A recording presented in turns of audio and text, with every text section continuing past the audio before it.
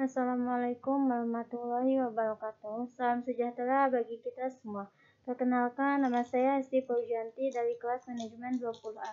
Di sini saya akan menjelaskan mengenai teknologi informasi dan sistem informasi. Yang pertama, saya akan menjelaskan mengenai pengertian teknologi informasi dan sistem informasi. Teknologi informasi atau dalam bahasa Inggris dikenal dengan istilah information technology adalah suatu teknologi yang membantu manusia dalam membuat, mengubah, menyimpan, mengomunikasikan, dan menyebarkan informasi.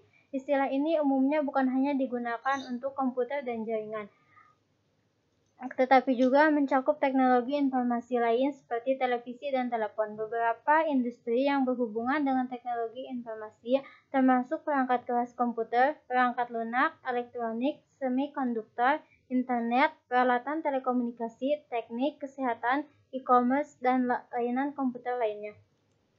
Adapun pengertian sistem informasi adalah suatu sistem yang menyediakan informasi untuk manajemen mengambil sebuah keputusan atau kebijakan dalam menjalankan operasional dari kombinasi orang-orang, teknologi informasi, dan prosedur-prosedur yang terorganisasi.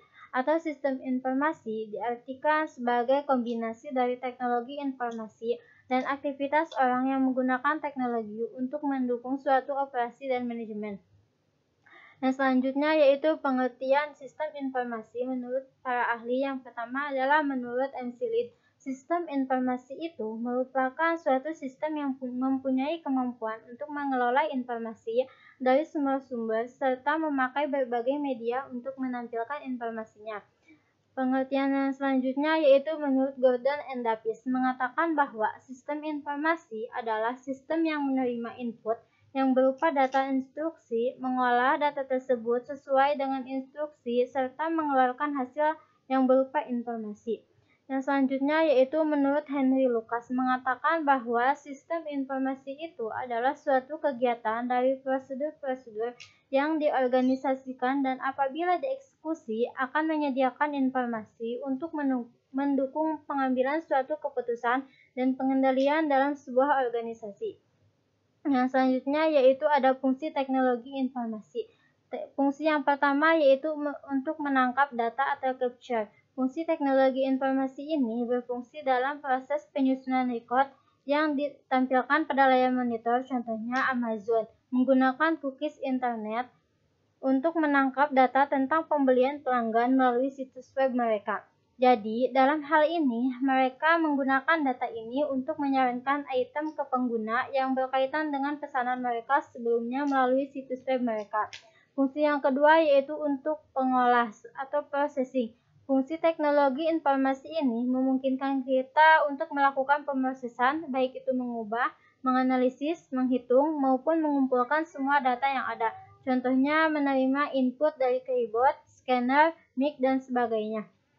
Fungsi yang selanjutnya yaitu ada untuk menghasilkan atau generating. Fungsi teknologi informasi ini menghasilkan atau mengorganisasikan informasi ke dalam bentuk yang berguna.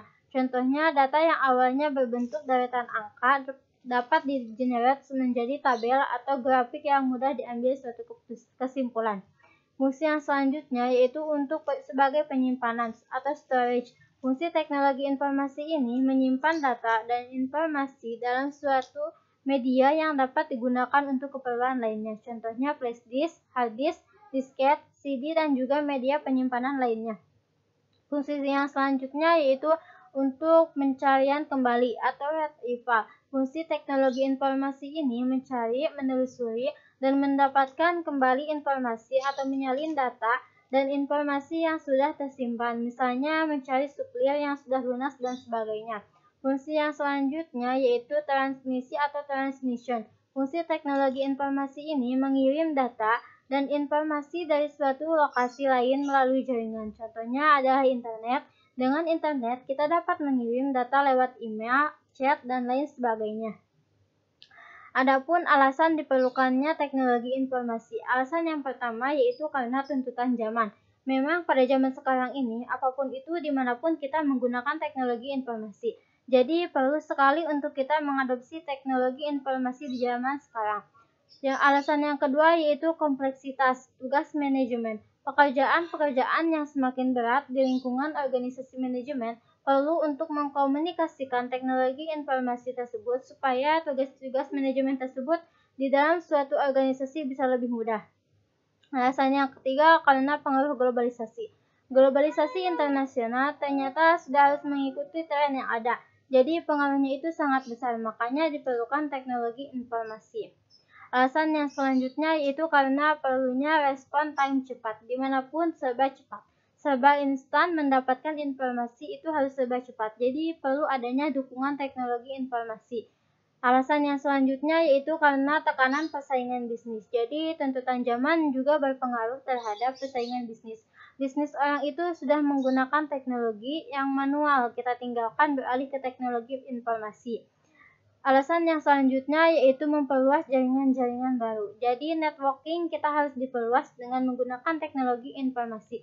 Tidak hanya dengan menggunakan cara-cara dari mulut ke mulut. Kita harus menggunakan jaringan-jaringan baru melalui teknologi informasi. Sekarang ini area komunikasi, teknologi WhatsApp, handphone, medsos mempengaruhi hal tersebut.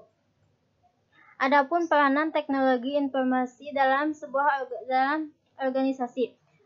Peranan teknologi informasi dalam organisasi yang pertama yaitu ada efisiensi, artinya menggantikan peran manusia dengan teknologi informasi sehingga memudahkan suatu pekerjaan dan mempercepat pekerjaan. Peranan yang kedua yaitu ada efektivitas. Sistem informasi ini digunakan oleh pimpinan untuk pengambilan suatu keputusan yang lebih efektif berdasarkan informasi yang akurat, tepat waktu, relevan, mudah, murah, dan handal.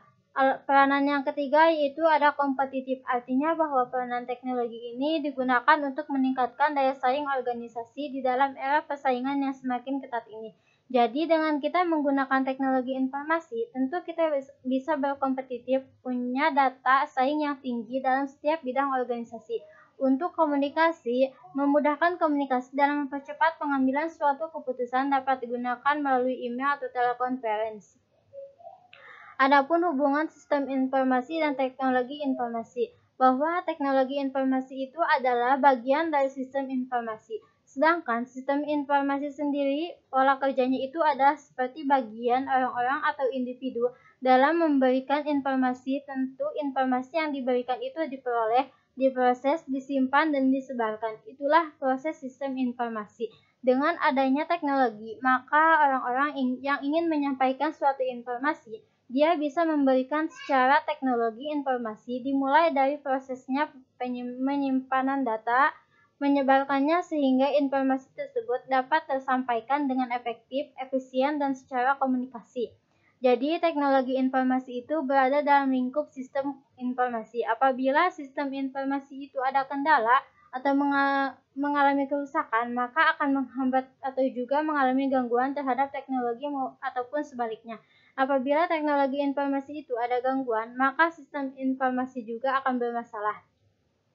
Jadi kesimpulan dari semuanya itu bisa kita simpulkan bahwa sistem informasi adalah suatu sistem yang memproses data menjadi informasi. Data ini bisa berupa huruf, angka, teks, maupun gambar-gambar. Sedangkan proses itu bisa berupa teknologi, sumber daya, dan sebagainya. Informasi itu bisa berupa laporan-laporan. Ada juga informasi yang berfungsi untuk memberikan rekomendasi. Rekomendasi ini biasanya dibutuhkan untuk mengambil suatu keputusan tertentu. Sistem informasi itu terdiri dari berbagai komponen di dalamnya. Ada input, modal, output, teknologi, basis data, dan blok. Jadi semua blok integrasi membentuk sebuah sistem informasi. Sekian presentasi dari saya, kurang lebihnya mohon maaf. Wabillahi taufiq wal hidayah. Wassalamualaikum warahmatullahi wabarakatuh.